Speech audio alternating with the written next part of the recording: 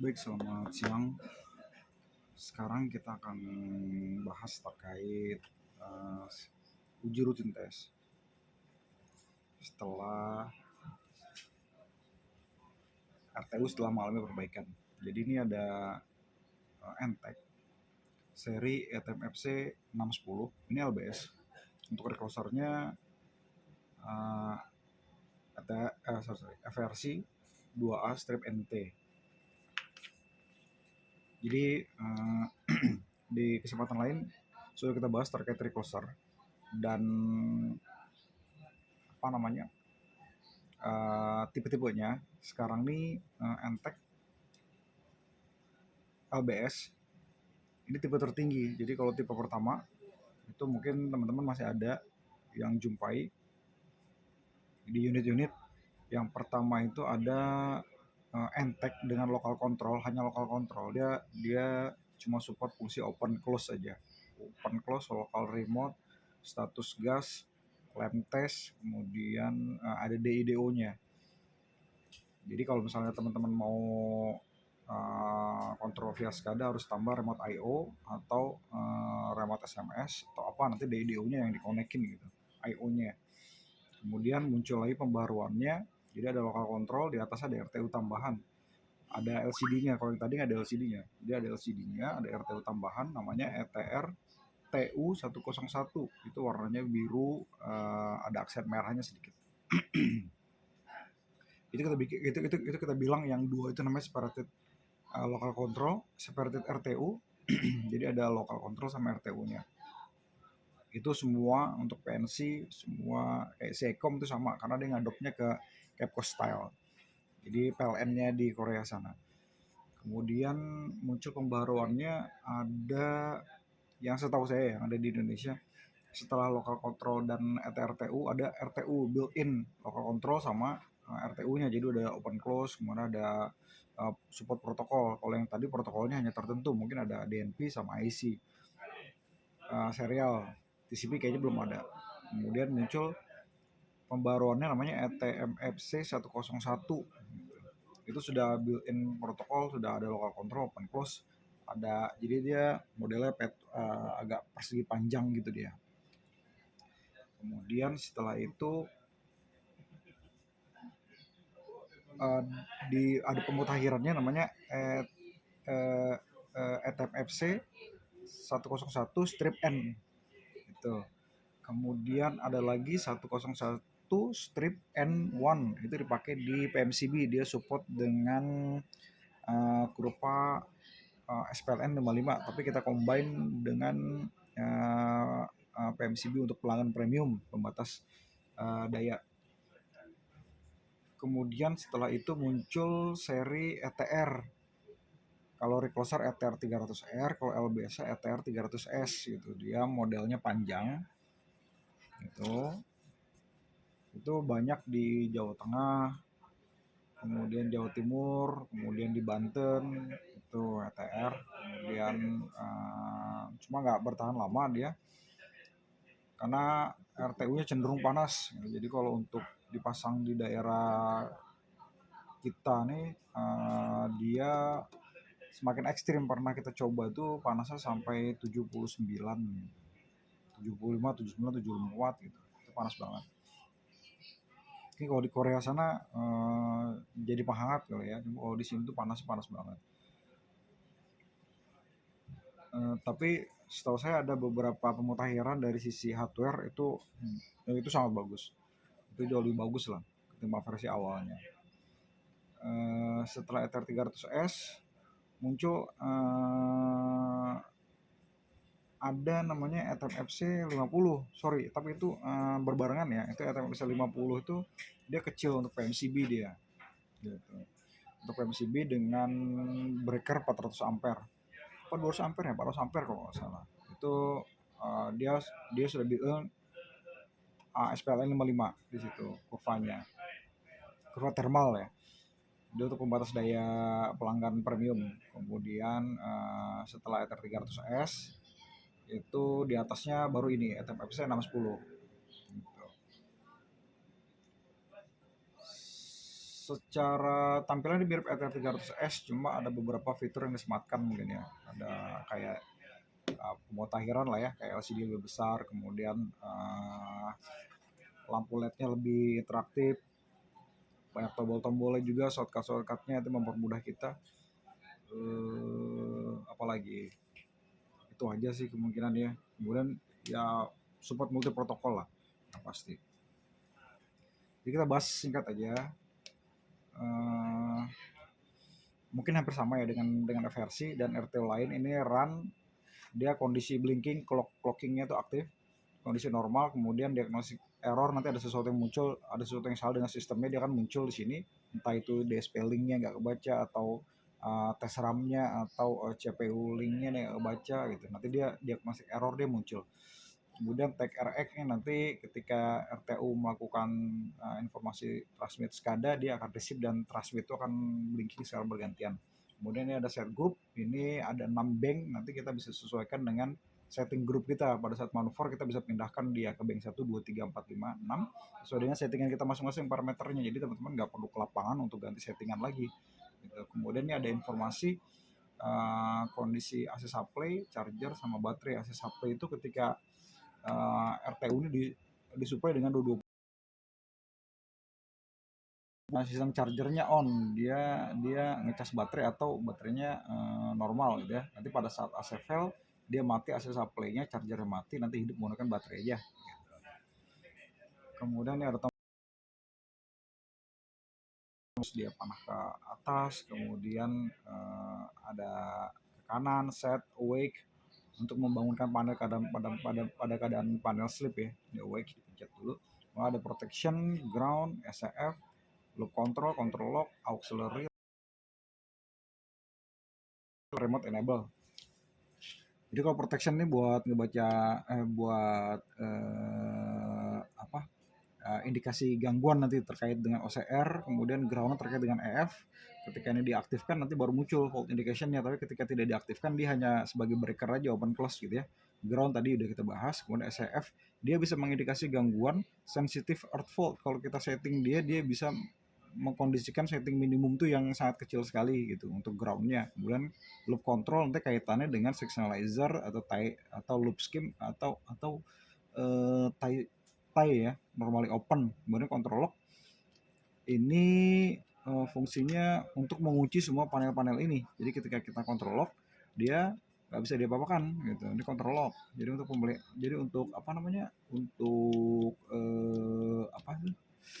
untuk pemeliharaan ya.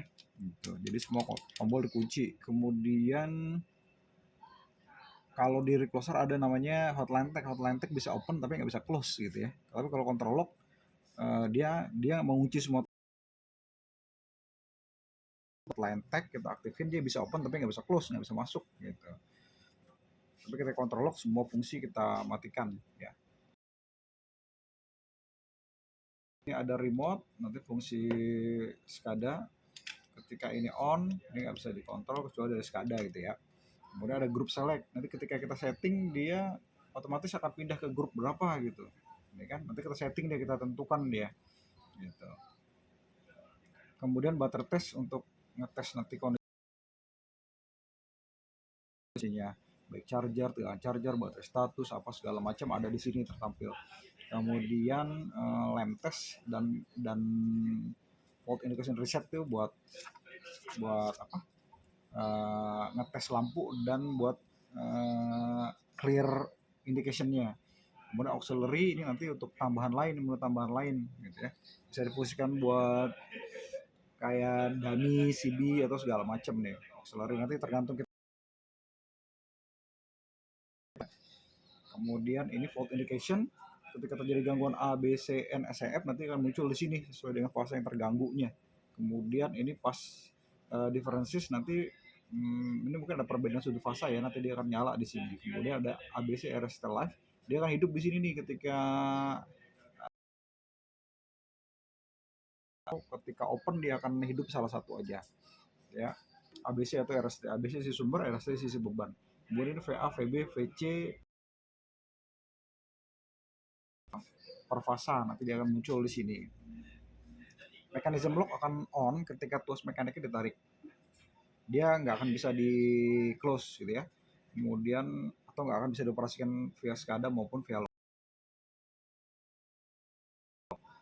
Atau open block ketika tidak ada status. Salah satu status CB ini dia fail. Nanti dia nggak akan misalnya ini kan ada status close ya, ini status open juga ada, tapi ketika dia hilang statusnya misalnya dia sorry dia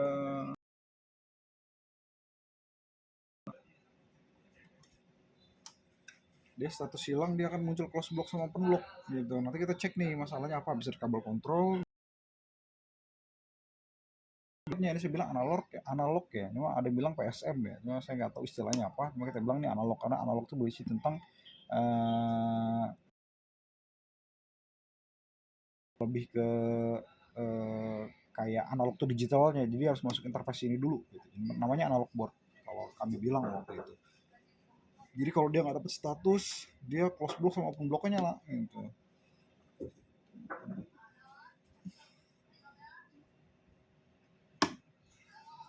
Oke, ketika dia dapat status,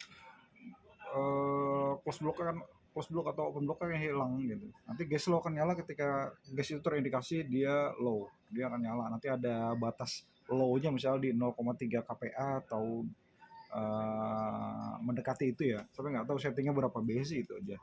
Ada settingan minimumnya. Dia sudah pakai tipe USB ini nih, apa sih istilahnya, ini bukan RS232 lah ya. Dia sudah built-in di sini gitu. Jadi kalau kita install dia udah dapat drivernya langsung di paketnya. Cuma kalau misalnya kita pakai USB itu serial harus install drivernya dulu. Ini open close. Oke, yang lain-lainnya standar ya dari sisi samping RTU-nya. Oke, ini lanjut kita coba aja. Ini kondisinya rusak di jadi kalau KTMFC dia biasanya dia kalah di banyak masalah di LCD. Itu nggak hanya NTK sih, semuanya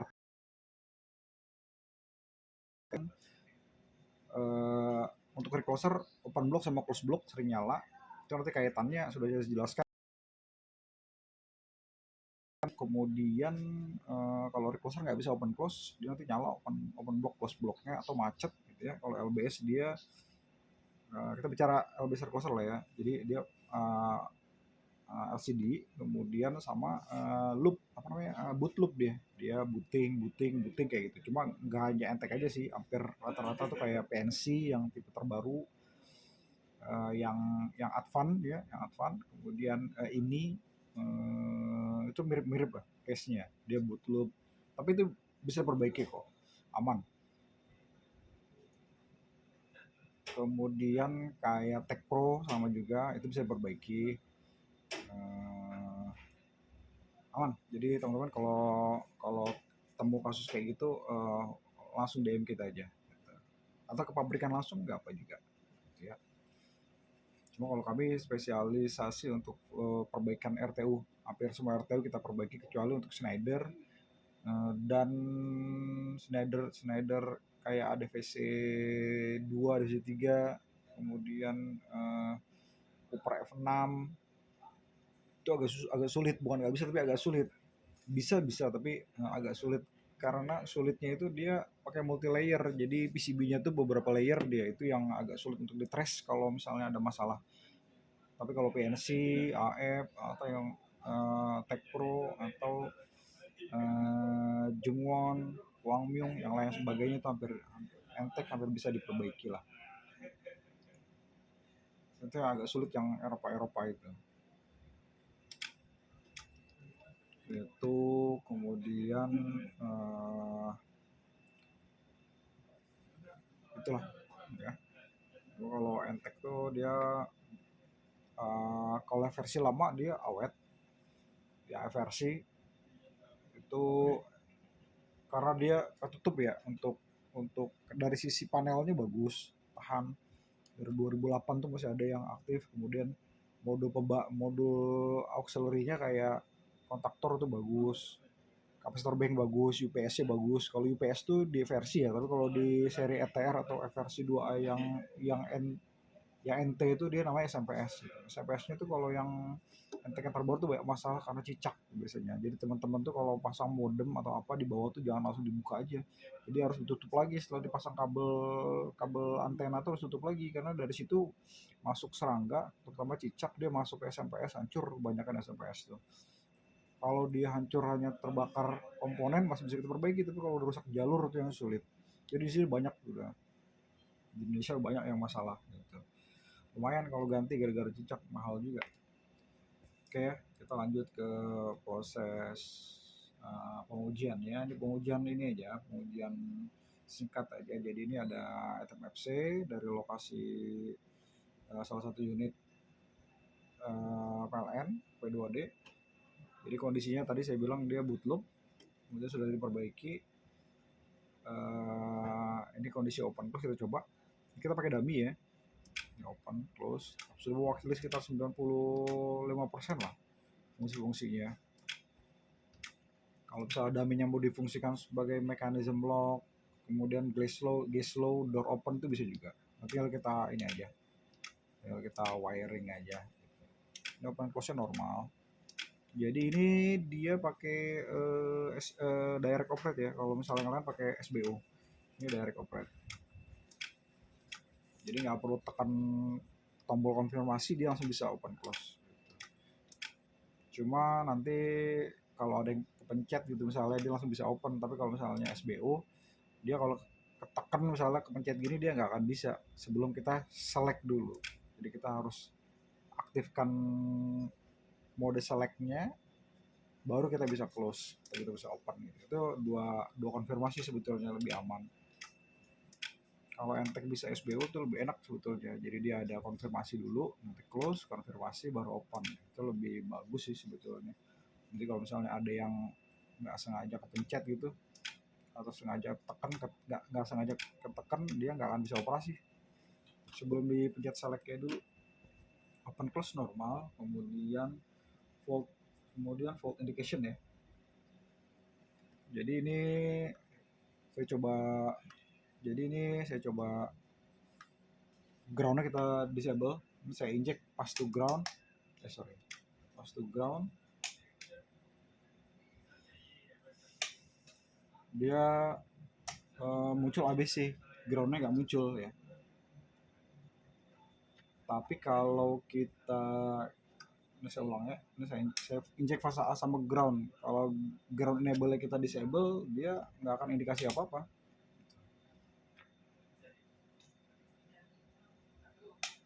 Jadi hanya A aja. Tapi kalau misalnya groundnya kita kasih on,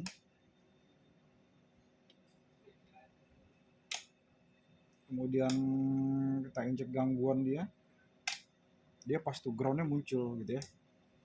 Kalau proteksinya di disable, walaupun groundnya di enable, dia nggak akan muncul. Harus ya hierarki kayak gitu.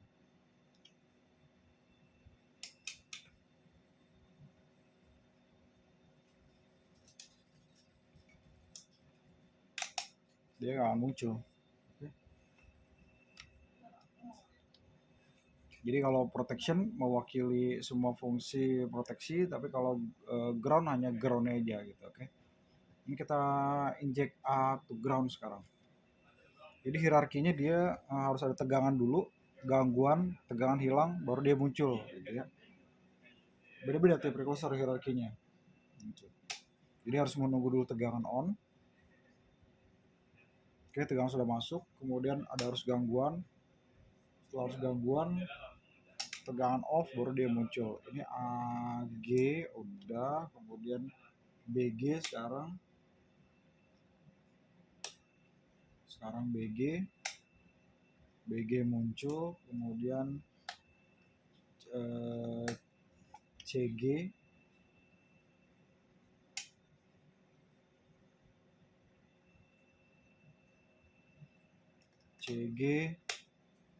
muncul ya. Oke. Kemudian ABCN lah kita coba ya. Oke, ABCN on. Oke. Dia LED-nya agak lama, tapi secara sistem dia sudah aktif. Jadi kita sudah injek tegangan, cuma dia konfirmasi di tegangan lifeline itu agak lambat. Itu aja sih. Nah, ABC udah, kemudian gangguan sudah, kemudian backup ini lem test. Oke, lem test kita mau ngecek semua fungsi. Sekarang backup ini kondisi AC supply sama charger ya. Ini AC off, jadi chargernya mati, AC supply-nya mati, tinggal baterai aja. Ini kemudian baterai AC on. Oke, ini AC on, charger on. Itu oke, itu aja untuk fungsinya. Sekarang kita coba ke softwarenya. Software pakai AdTeams. Software AdTeams namanya. Ini kita colok sini aja. Oke, ini kita online connect. Ini enak sih. Ini PNC itu enak dia. Jadi informasinya tuh lengkap. Kemudian pengoperasiannya user friendly, gampang. Kalau Eropa mungkin pola pikir aja ya, maksudnya kadang tuh filenya harus kita simpan dulu, ntar kita buka di mana gitu. Itu karena kayak gitu, dulu saya setting Noja kayak gitu, kemudian Noja lah yang kayak gitu ya. Itu filenya harus simpan dulu sebagai apa gitu. Ini sudah connect, kemudian kita tengok di active value, kita tengok meteringnya masih 0, kita coba injek deh. Injek tegangan arus.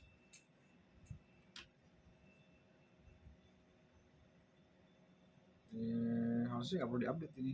Oke, ini muncul dia arus sama apa? Kalau kita lihat di currentnya dia sama, dia 68, 50, 68 sekian gitu ya. Ini ada auto update nih sebenarnya nih, bisa diupdate dia per berapa second gitu. Oke ya, ini udah metering sudah muncul,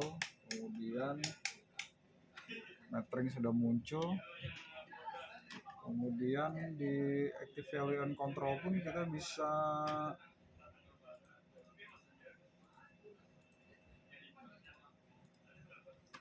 ini, bisa ya kayak HMI aja lah ya, HMI ininya, HMI apa namanya, ini kita bisa disable dia.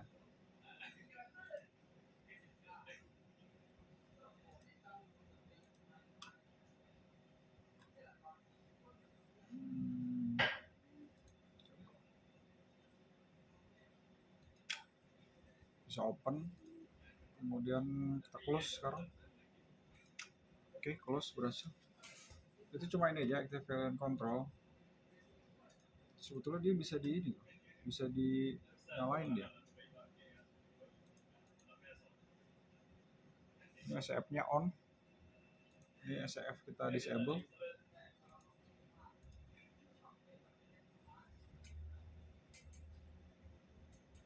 SCF disable. On dia.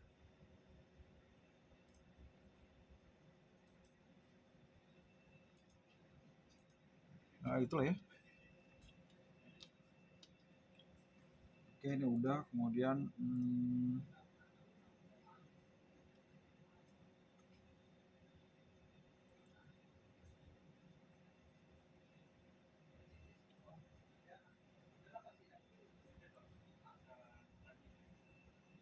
oke itu.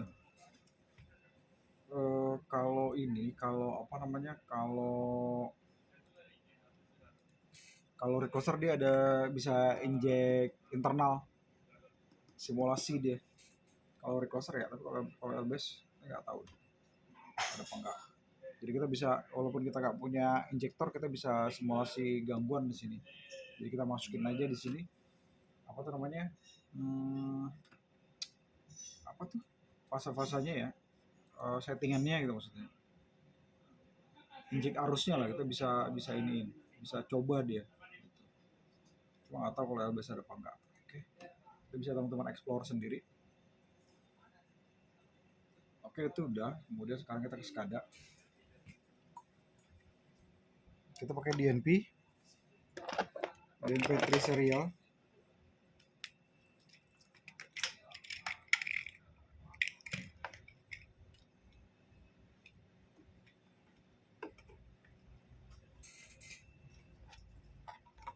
Coba DNP3 serial.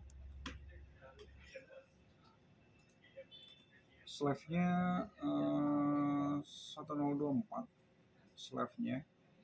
Master 1024, slave-nya 1.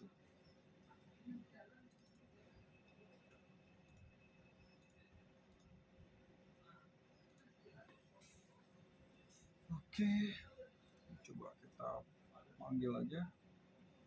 Oke, data sudah masuk ya di sini. Kalau teman-teman lihat data sudah masuk.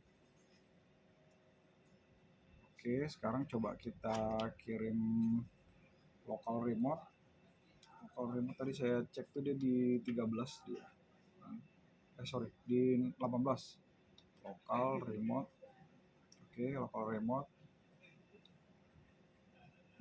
Oke, local remote masuk. Kemudian kita open close aja ya untuk binary inputnya.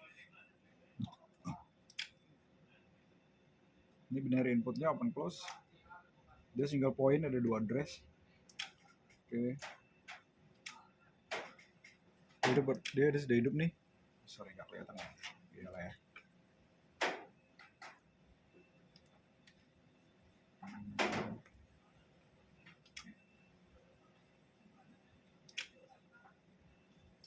Oke, ini sudah masuk.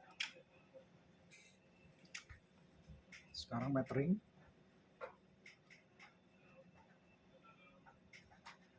Ini AI, arus dan tegangan. Tegangan kita kirim dulu. Sekarang arusnya. Oke, ini arus tegangan. Ini arus tegangan 57. Ini sesuai dengan ini 50, 72, 120. Oke. Sekarang kita disable tegangannya dan arusnya. Oke, itu udah. Kemudian kita kontrol. Dia pakai direct. Ini kita on kan. Kita kirim trip. Ini alamatnya 0 ya. Kita kirim dia. Sekarang posisi close. Nanti kita kirim open. Dia open masuk.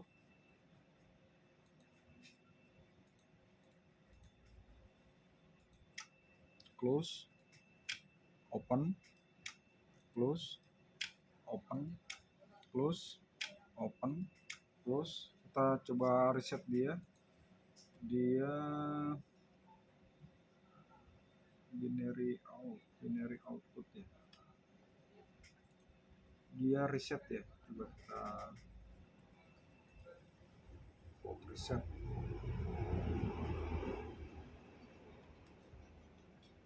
Fault cycle clear. Ini tulisannya. Binary single output.